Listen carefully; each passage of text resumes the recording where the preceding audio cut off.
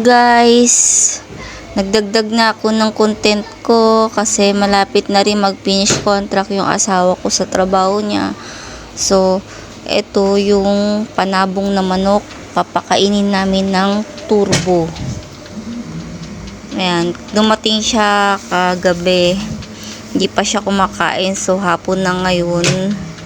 Ang manok pala ay tumatagal kahit di pinapakain ng buong maghapon. So, unbelievable. Ayan. Ngayon lang siya kumain. Gutom na gutom siya, guys. Ayan. Turbo yung pagkain niya.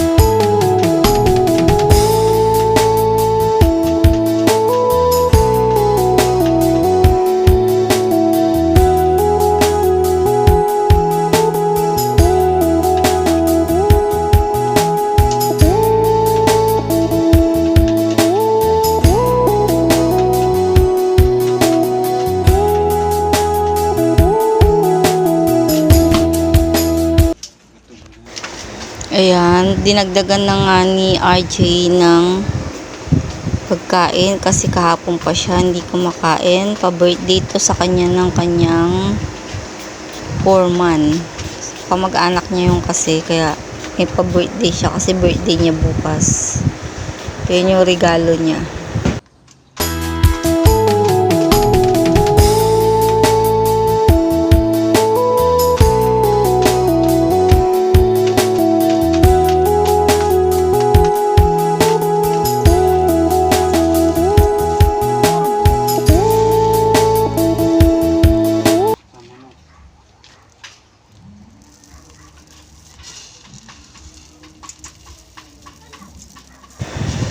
So guys, ito pala yung turbo na pagkain niya.